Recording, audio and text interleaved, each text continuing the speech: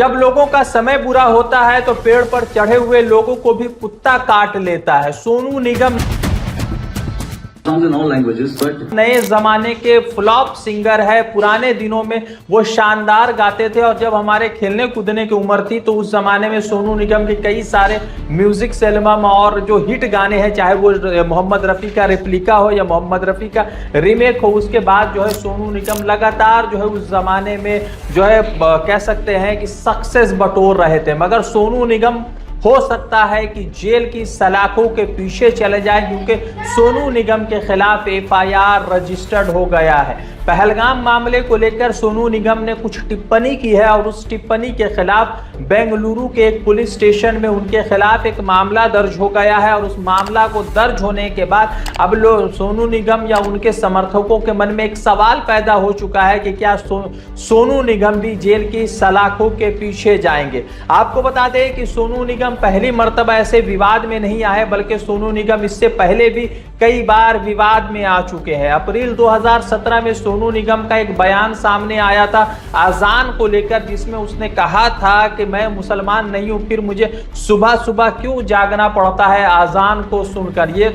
ये चीज है, ये जबरदस्ती है, ये गुंडागर्दी है, जिसको लेकर सोनू निगम ने बाद में ये स्पष्टीकरण भी दिया था कि मेरे बोलने का मतलब वो नहीं था कि हम किसी विशेष समुदाय या विशेष लोगों को तकलीफ पहुंचाए। हालांकि सोनू निगम ने मंदिर को लेकर और गुरुद्वारा को लेकर भी ये बात कही थी और अब सोनू निगम ने जो बात कही है उसके खिलाफ मामला दर्ज हो चुका है। सोनू निगम के खिलाफ एफआईआर रजिस्टर्ड हुआ है और शायद सोनू निगम की गिरफ्तारी भी हो जाए। अब आपको बताते हैं कि क्या घटना है, क्या मामला है, वो तमाम चीजों को आपको आसान भाषा में समझाने की कोशिश करते हैं। बता दें कि 25 और 26 अप्रैल को बेंगलुरु में एक जो है कार्यक्रम होता है, कंसर्ट होता है। उसमें सोनू निगम परफॉर्म कर रहे होते हैं और सोनू निगम जब परफॉर्म कर रहे होते हैं तो एक कन्नड़ जो फैन होता है वो कहता है कि एक गाना आप कन्नड़ में यानी कि कर्नाटका के जो भाषा है उस भाषा में गा दे।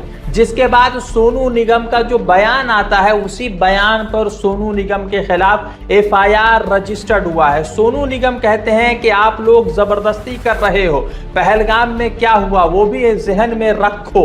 यानी कि सोनू निगम किसी कंसर्ट में जाकर ठुमके लगाए, गाना गाए, उसमें कोई दिक्कत नहीं है, मगर किसी कन्नड़ फैन ने यह कह दिया कि आप कोई कन्नड़ का गाना गा दीजिए तो उसमें सोनू निगम कहते हैं कि आप जबरदस्ती कर रहे हैं, पहलगाम में क्या हुआ है ये भी सोचो और जहन में रखो। यानी कि आप मानसिकता देख सकते हैं कि वो जाकर ठुमके लगाए, लाखों रुपए वहां से वसूले, उस पर कोई दिक्कत नहीं है, मगर किसी कन्नड़ फैन ने ये कह दिया कि आप ये वाला गाना गा दीजिए। चूंकि गाना गाना उनका फन है, उनको गाना अच्छा गाने आता है, तो उस पर उनको दिक्कत हो गई और दिक्कत की वजह से उसने जो है ये गाना नहीं गाया। और ये मामला जो है चूंकि पहलगाम अभी 22 अप्रैल को जिस तरह की वहां पर आतंकी हमले हुए और उस आतंकी हमले के बाद पूरा भारत अभी भी सोगवार है, लोगों के जहन में खौफ और डर बसा हुआ है और लोग जो है लगातार पहलगाम के उस घटना से बाहर नहीं निकल पा रहे। और उसी बीच सोनू निगम का ये कहना है कि आप जबरदस्ती क्यों कर रहे हो, पहलगाम में क्या हुआ वो भी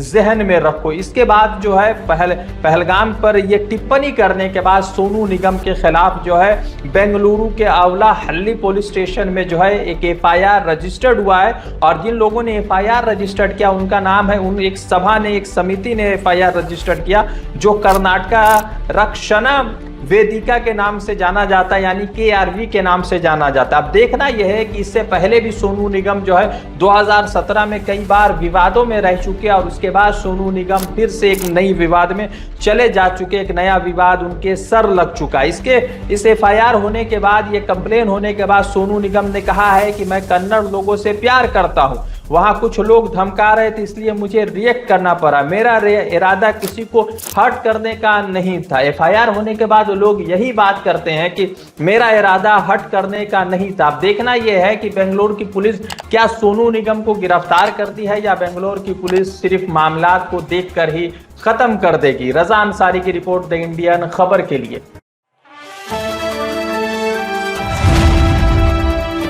द इंडियन खबर, सच आपके सामने।